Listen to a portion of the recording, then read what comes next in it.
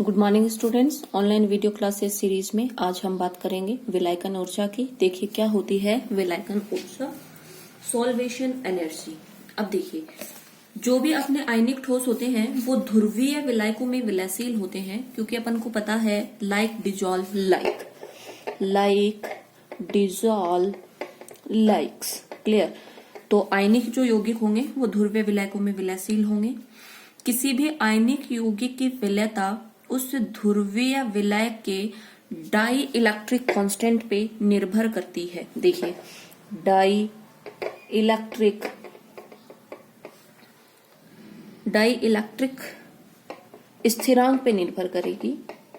आयनिक यौगिक जिस भी विलय में घुलेंगे तो उनकी विलयता ध्रुवीय विलायक के डाई इलेक्ट्रिक कांस्टेंट पर निर्भर करती है। अर्थात आयनिक यौगिक जल तथा अन्य ध्रुवीय विलायकों में जिनके डाई इलेक्ट्रिक कांस्टेंट हाई होते हैं, जिनके उच्च डाई इलेक्ट्रिक स्थिरांक होते हैं, में बोलो कैसे होते हैं, घुलनशील होते हैं। ध्यान रखेंगे। तो आयनिक यौगिक ऐसे ध्रुवीय विलायक जिनके डाई इलेक्ट्रिक स्थिरांक के मान हाई होते हैं में घुलनशील होते हैं, लेकिन अध्रुवीय विलायकों में अघुलनशील होते हैं। ऐसा क्यों? देखिए जब किसी आयनिक यौगिक जैसे सोडियम क्लोराइड को जल जैसे ध्रुवीय विलायक में डाला जाता है तब जल के ध्रुवीय अणु ठोस के आयन को चारों ओर से घेर लेते हैं। फॉर एग्जाम्पल Na+ और Cl-।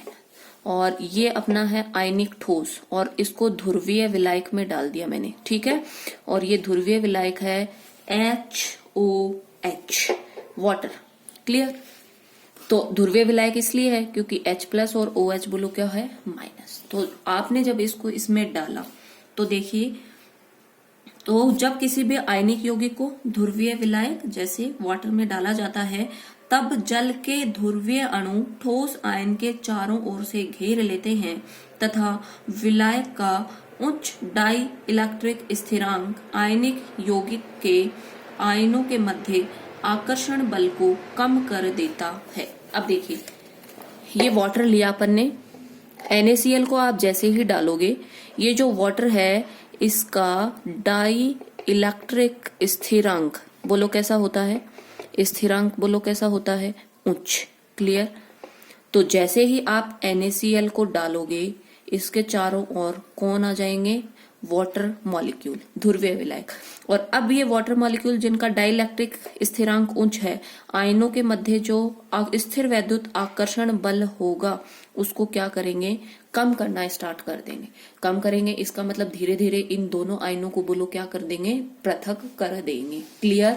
अब देखिए जल के अणु का धनात्मक सिरा क्लोराइड आयन को अपनी ओर आकर्षित करता है और ऋणायन सिरा सोडियम आयनों को अपनी ओर आकर्षित करता है। तो देखिए कुछ इस तरीके से मैं बता सकती हूँ इसको। देखिए water molecule H+OH minus and plus. अब मैं क्या बोल रही हूँ, अब जो जल का धनात्मक सिरा होगा वो क्लोराइड आयनों को अपनी ओर आकर्षित करेगा और जो ऋणात्मक सिरा होगा वो सोडियम आयनों को अपनी ओर आकर्षित करेगा। क्लियर। देखिए तो मैं ऐसे दिखा दूंगा कि ये जो क्लोराइड आयन और यहाँ पे किसको बिठा देती हूँ, सोडियम आयन। देखिए तो यहाँ पे बोलो वाटर का कौन सा सिरा, धनात्मक सिरा। और धनात्मक सिरा का मतलब हो गया यहाँ पे इसके साथ में कौन आके जुड़ेगा, हाइड्रोजन। देखिए मैं बता देती हूँ HOH। क्लियर। ये वाटर मॉलिक्यूल आके जुड़ गया। ऐसे ही दूसरा वाटर मॉलिक्यूल आके जुड़ जाए। क्लियर।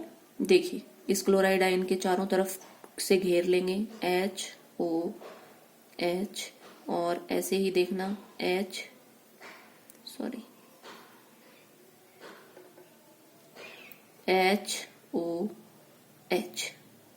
ठीक है। ये देखिए क्लोराइड आयन को वाटर मॉलिक्यूल के जो धनात्मक सिरे थे उन्होंने अपनी तरफ से घेर लिया, ये प्लस प्लस। और ये जो धनायन है इसको बोलो कौन सा वाला सिरा आके घेरेगा, ऋणायन वाला सिरा। देखिए किस तरीके से, ये लीजिए OH H H O H H O H H O H और एच। और देखिए अब चारों तरफ से घेर लिया, क्लोराइड आयनों को भी घेर लिया वाटर मॉलिक्यूल ने, और किसको घेर लिया, सोडियम आयनों को भी वाटर मॉलिक्यूल घेर लेता है।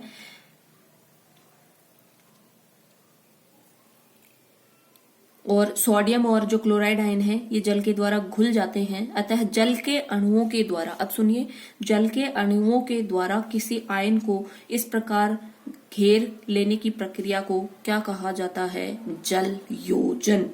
और इस प्रकार आयनिक यौगिक बोलो क्या हो जाते हैं, घुल जाते हैं। अब दोबारा सुन लीजिए, वो NaCl आयनिक यौगिक था, इसको मैंने किसमें डाला, वाटर मॉलिक्यूल, जो कैसा होता है, ध्रुवीय विलायक। इनका डाइलेक्ट्रिक स्थिरांक का मान क्या होता है, बहुत ही ज्यादा। जब आप इसमें डालते हो तो डाइलेक्ट्रिक स्थिरांक जो होता है वो इनके बीच के स्थिर वैद्युताकर्षण बल को कम करता है, और कम करने की वजह से इनके बीच का जब आकर्षण बल कम हो जाता है तो जो क्लोराइड आयन है इनको वाटर या ध्रुवीय विलायक के धनात्मक जो सिरे होते हैं वो आकर के घेर लेते हैं, और जो धनायन होता है उसको ध्रुवीय विलायक के ऋणात्मक सिरे आकर के घेर लेते हैं। और इस प्रकार जल के अणुओं द्वारा किसी भी आयन को घेर लेने की जो प्रक्रिया है इसको बोलो क्या बोलते हैं, जल योजन।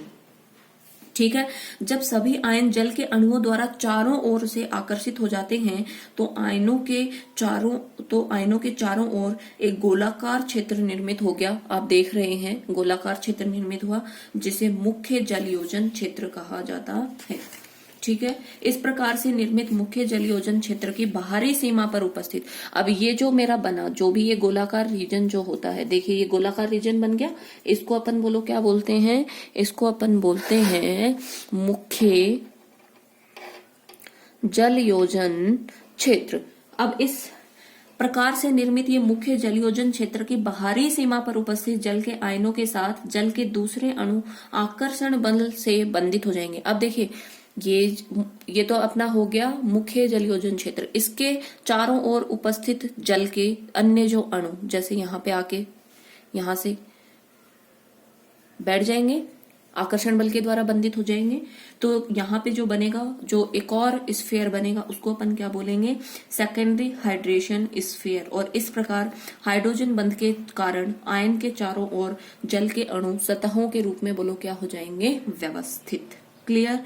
अब देखिए विलायकन की इस प्रक्रिया में जो एनर्जी मुक्त होगी उसको किस प्रकार से डिनोट करेंगे, तो देखिए सबसे पहले आयनिक यौगिक अपने आयनों में विभक्त होता है, और आयनों में विभक्त होगा तो उसके लिए अपन को पता है 1 मोल आयनिक क्रिस्टल जब अपने आयनों में विभक्त होगा Na gas plus Cl minus gas, तो बोलो कौन सी ऊर्जा दी जाएगी इसको, जालक ऊर्जा। थोड़ी देर पहले अपन ने इसके बारे में बात की थी। क्लियर। उसके बाद में जालक ऊर्जा, जैसे मैंने कहा था अगर 1 मोल आयनिक क्रिस्टल का निर्माण होगा तो जालक ऊर्जा उत्सर्जित होगी, लेकिन अगर 1 मोल आयनिक क्रिस्टल का ब्रेकडाउन होगा तो जालक ऊर्जा अवशोषित होगी। क्लियर। अपन ने यही करा था, 1 मोल आयनिक क्रिस्टल का निर्माण किया था विलगित गैसीय धनायन और ऋणायन से। क्लियर। अब मैंने इसको ब्रेकडाउन कर दिया, ब्रेकडाउन करके क्या बन गए अपने पास में, धनायन और ऋणायन। इसके बाद में जब ये धनायन और ऋणायन बन जाएंगे, ये किसके साथ अभिक्रिया करते हैं, विलायक के अणुओं के साथ। जैसे देखिए यहाँ पे Na+ और Cl- के बीच में जैसे ही डाइलेक्ट्रिक कांस्टेंट ने आकर्षण बल को कम किया, एक तरीके से इसका ब्रेकडाउन कर दिया, तो फिर देखिए इसके चारों तरफ कौन आके बैठ जाते हैं, विलायक के अणु। क्लियर। तो देखिए इसके बाद धनायन और ऋणायन विलायक के अणुओं के साथ क्रिया करके विलायक संकर बनाते हैं, बनाया अपन ने। इस प्रक्रिया को क्या कहा जाता है, जल योजन या विलायकन कहा जाता है।